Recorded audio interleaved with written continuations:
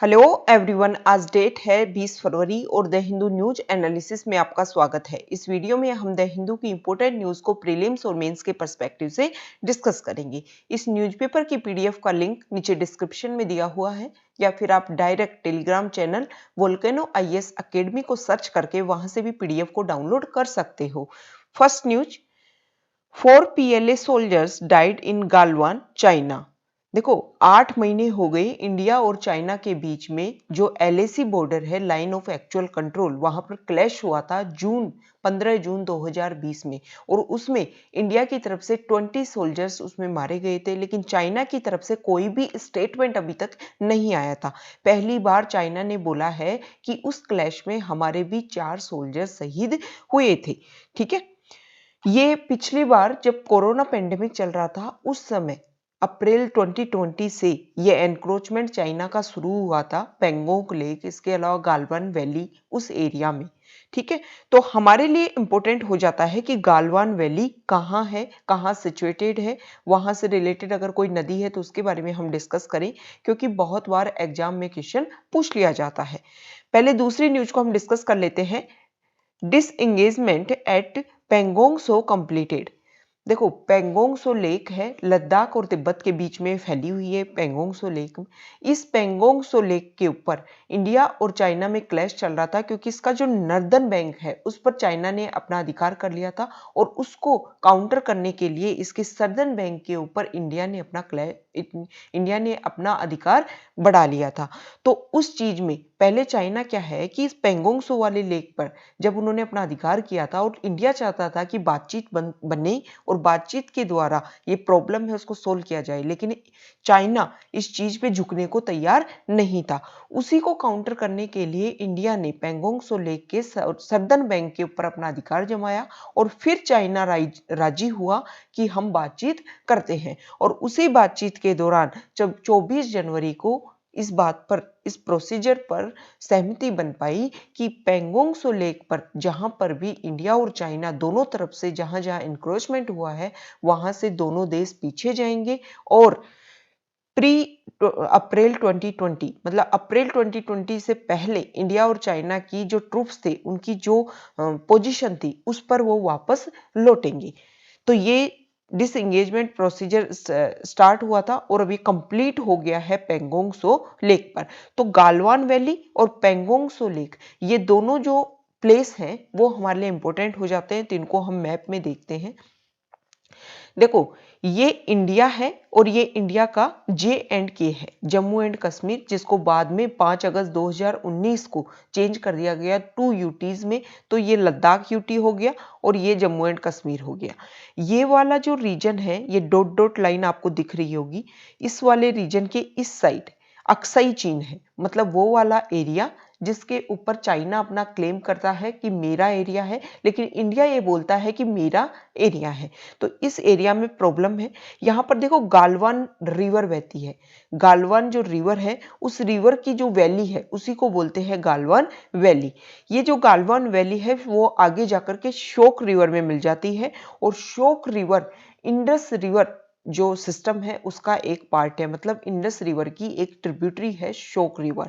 तो एक तरीके से इंडस रिवर सिस्टम का एक पार्ट है गालवान रिवर भी। यहाँ पर ये पेंगोंग सो लेक है और ये पेंगोंग सो लेक तिब्बत और लद्दाख दोनों के बीच में फैली हुई है। इसके नर्दर्न पार्ट पे जो माउंटेन्स इस तरीके से फैली हुई हैं जैसे हथेली में फिंगर्स आगे निकली हुई रहती हैं, उसी तरह इस लेक में जो माउंटेन्स हैं वो इसी तरीके से आगे निकले हुए हैं जैसे फिंगर्स आगे निकली हुई हो। उन माउंटेन्स की चोटियों को बोलते हैं फिंगर के नाम से उनको जाना जाता है।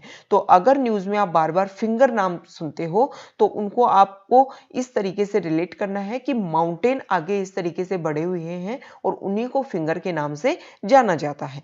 ठीक है, नेक्स्ट न्यूज है, यहां देखिए, आसाम से रिलेटेड है। आसाम में जो राज्यसभा मेंबर्स हैं उनकी संख्या बीजेपी पार्टी के लिए बढ़कर के 3 हो गई है।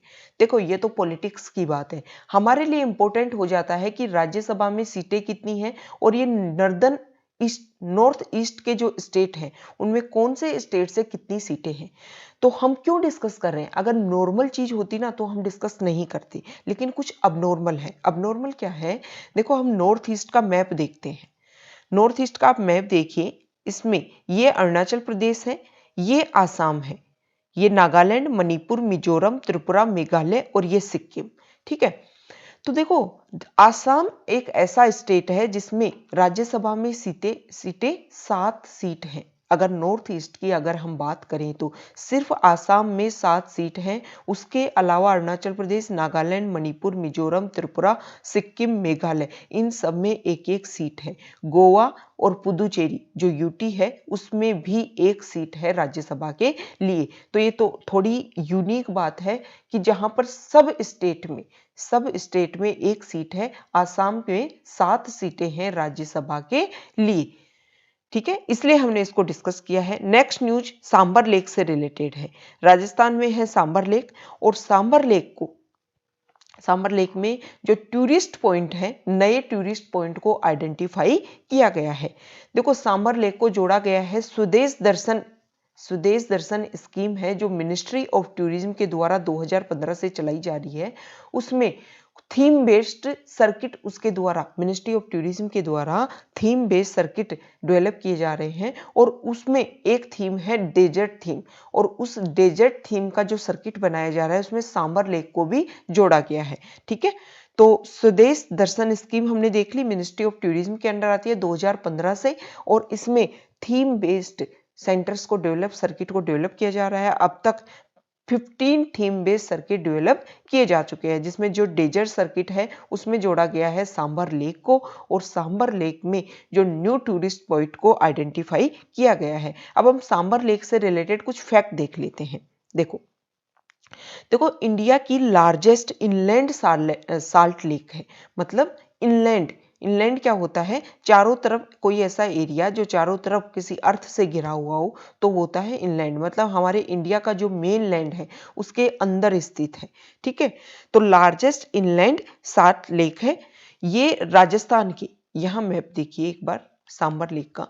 राजस्थान का नागौर, अजमेर और जयपुर 3 डिस्ट्रिक्ट से सीमा मिलती है, और इसमें 3-4 मेन नदी आकर पे यहाँ मिलती हैं, मेंथा, रूपनगढ़, खांडेल, करियन। ठीक है, इस सांबर लेक को रामसर साइट के रूप में डेवलप किया गया है, मतलब एस्टेब्लिश किया गया है कि ये यहाँ पर जो एक तरीके से जो बायोडाइवर्सिटी है उसको कंजर्व किया जा सके। नेक्स्ट न्यूज है अरुणाचल प्रदेश से। अरुणाचल प्रदेश को आज ही के दिन मतलब 20 फेब को उनको स्टेटहुड का दर्जा मिला था, और वो 35वें साल में प्रवेश कर रहे हैं। तो अरुणाचल प्रदेश के बारे में हम कुछ इंपॉर्टेंट फैक्ट्स देख लेते हैं। देखो, अरुणाचल प्रदेश को 1954 में, मतलब जब हमारा इंडिया आजाद हो गया था, तो उस समय नॉर्थ ईस्ट फ्रंटियर एजेंसी के रूप में एस्टेब्लिश किया गया था। 20 जनवरी 1972 को इस नॉर्थ ईस्ट NEFA को नाम दे दिया गया अरुणाचल प्रदेश। कब? 1972 में। और एक यूटी के रूप में, मतलब यूनियन टेरिटरी के रूप में इसको डेवलप कर दिया गया। इसको जो अरुणाचल प्रदेश नाम है वो वहां के चीफ कमिश्नर थे श्री भीबा बासु दास शास्त्री, उनके द्वारा ये नाम दिया गया था।